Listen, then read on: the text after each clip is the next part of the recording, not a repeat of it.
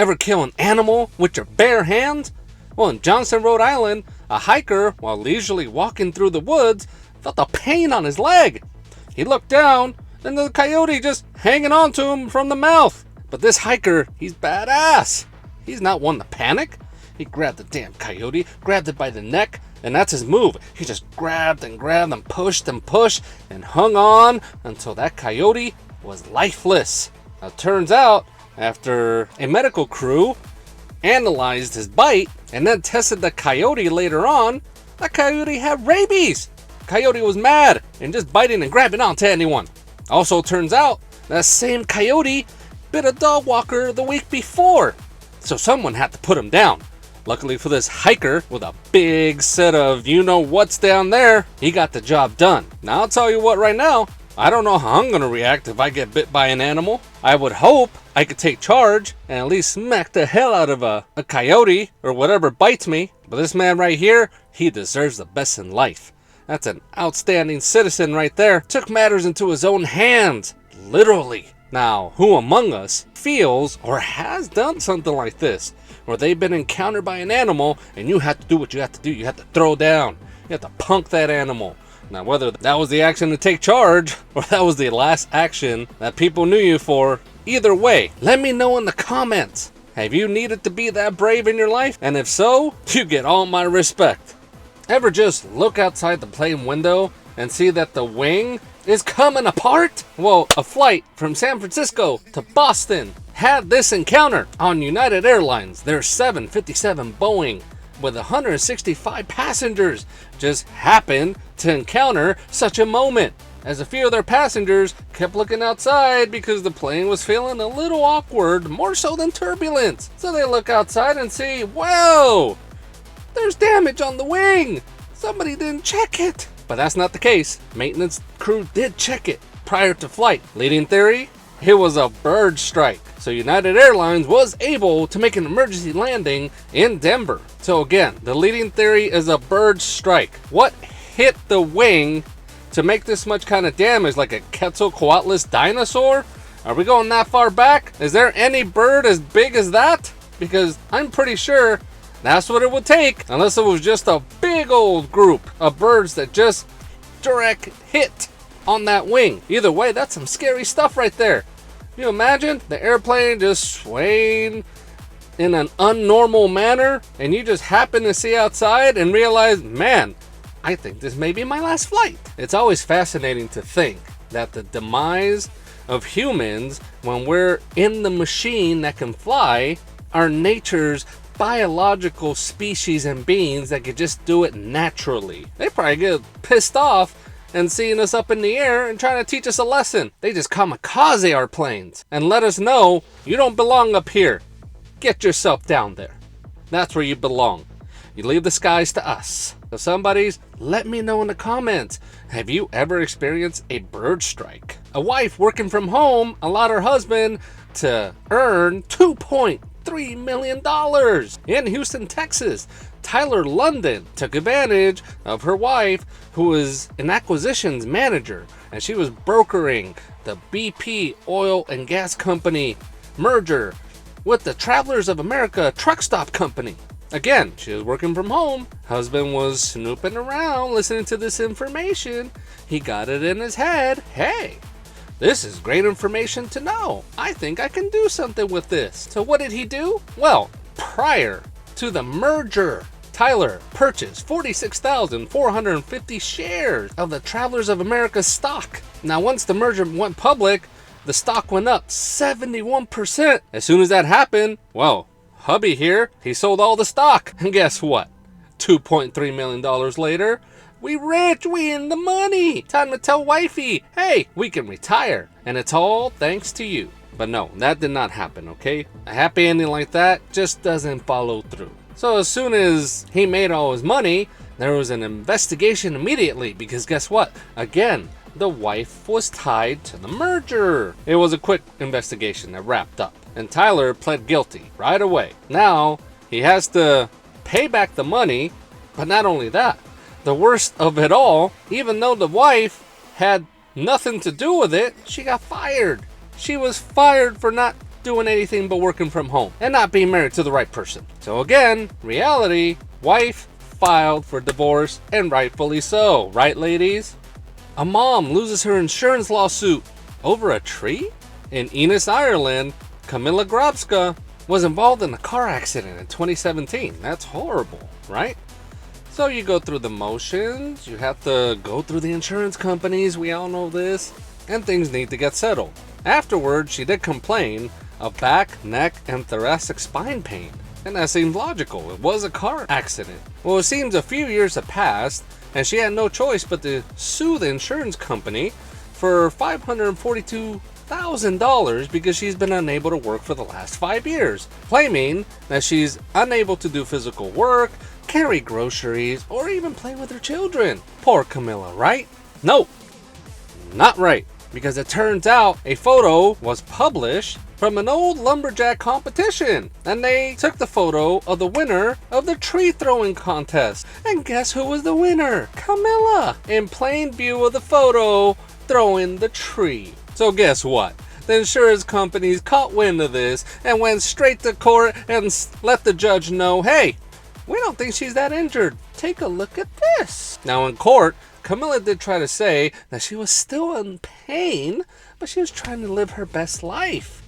She just wants to live her life. Well, the judge wasn't buying it. Not only that, it was the same judge that started this case to begin with and let Camilla know, hey, girl, who you trying to fool? Pounded her gavel and told her, get your ass to work. You want to keep throwing trees? By all means. But this lawsuit is dead. Let it be known, somebodies, if you get in some kind of accident and you're involved with the insurance companies to try to get some money, stay your ass in the house, all right? We already know insurance companies are going to do what they can not to pay you out. But stay your ass home, don't throw trees. So even if you're retired, they'll find a way to bring you back. In Florida, there's a teacher shortage. Over 4,000 teachers are needed. There's not enough in Florida. So guess where they're going? They're going back to the well and bringing back the retired teachers. But here's the thing. Due to their retirement program, even if they try to bring them back, there's a 6-month waiting period. But hey, Floridians need their teachers now.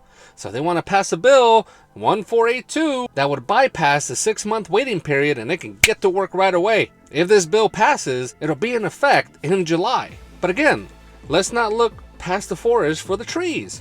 There is a teacher shortage. 4,000, but why is there such a high demand and not enough supply? Well, let's run the numbers here. In Florida, they rank 48th in starting salary for teachers and 43rd in student spending. What does that mean? That means they don't pay their teachers enough and they don't pay for resources for their students. And these are grades K through 12. So yes, it makes perfect sense why there's a teacher shortage in Florida. You don't pay them. And what's the ongoing scuttlebutt about teachers to begin with? And this is unfortunate to say out loud, but teachers are underappreciated. People have said it's a thankless job. And some people have gone far along to say that they are just professional babysitters. And that's wrong.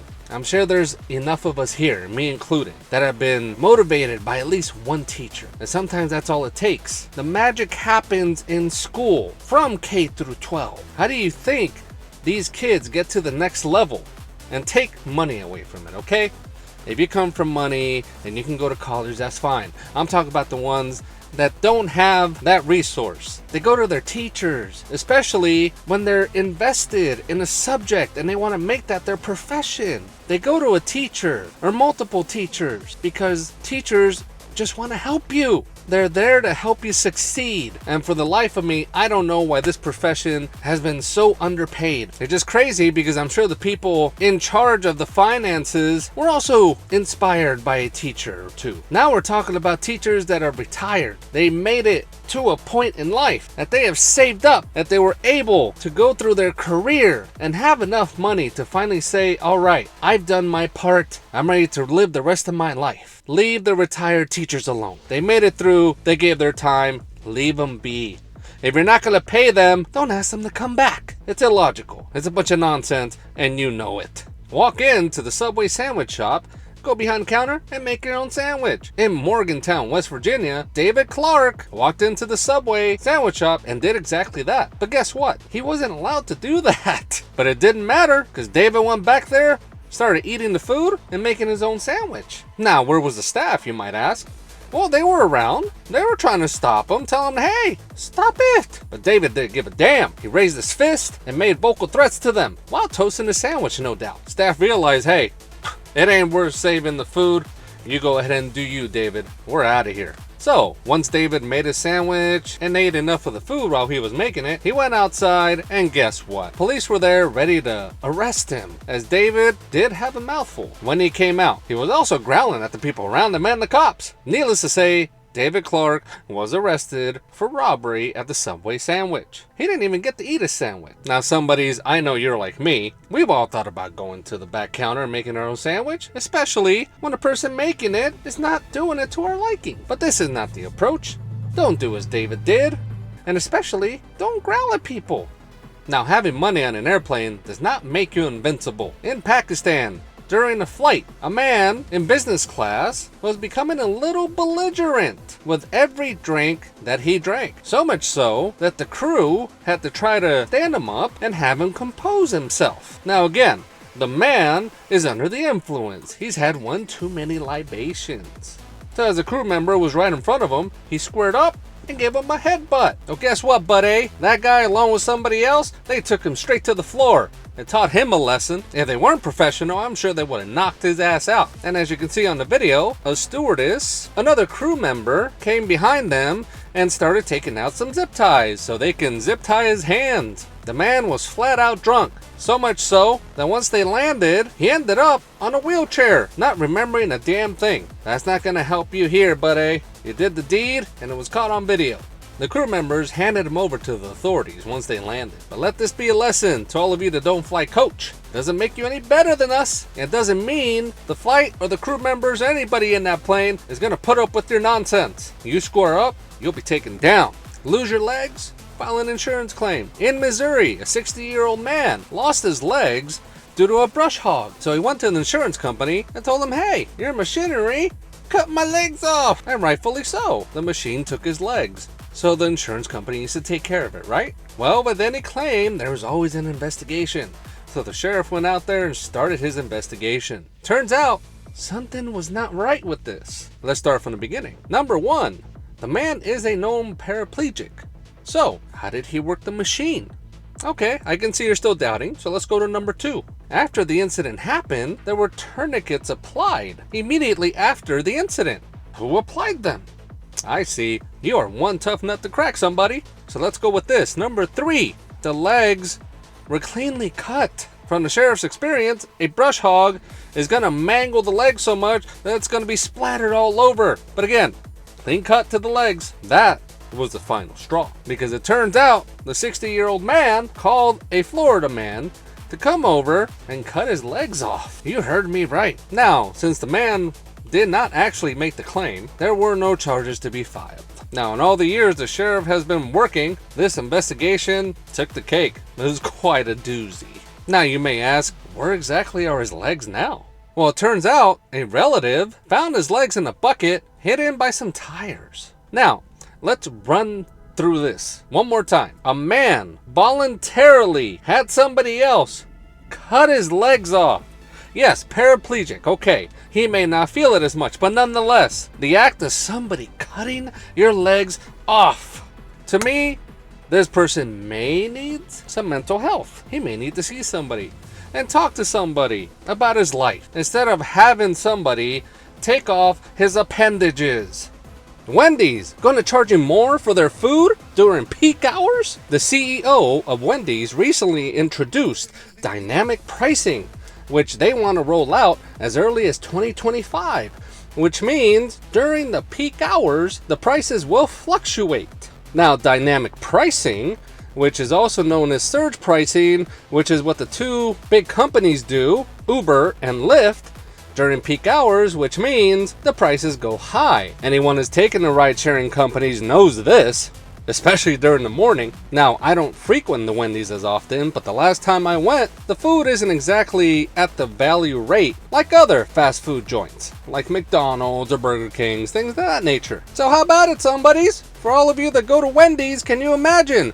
You're in the drive-thru, and as soon as you hit the speaker, boom! You get caught in the peak hour and your Baconator just went up $3. Now, the Wendy's spokesperson, realizing that the CEO may have misspoke in the way he introduced dynamic pricing, is trying to walk it back, saying there was no intention ever of charging you more for our food. In fact, we wanted to go the other way. Quite frankly, this sounds like the company got caught with their hand in the cookie jar, because they just flat out stated their intentions right off the bat and didn't even try to disguise it. So of course, you're gonna try to fix this PR nightmare and say, no, it's the other way around. Now let's think about this, somebodies. Let's say Wendy's is telling the truth. Let's just go with that, okay? All right, so you're not going to raise the prices during peak hours, but now Wendy's has put the idea out there for everybody else to hear, because quite frankly, what are companies all about? What are big companies all about? Making more money. So even though the Wendy's CEO did have a misstep by telling the truth that they were going to hike up the prices, we know what you did. Now that little fun nugget of information has gone out to McDonald's, Burger King, Carl's Jr., Jack in the Box, and whatever other fast food joints are around you. So don't be surprised if one day this becomes part of the future. So let's mark it down. In 2024, the Wendy's CEO put out the idea and the notion of how to charge us more money for our fast food. It's going to happen, somebodies. I mean, Wendy's has barely rolled out their breakfast from last year. And now this? Well, somebodies, we'll see how this plays out. Because now it's a race to see who will rip us off first in the fast food war. So for all you somebodies, you know you eat somewhere in one of these fast food chains. Let me know in the comments who will be the first company to actually roll out dynamic pricing during peak hours. And if so, if they actually follow through with it, will you stop going?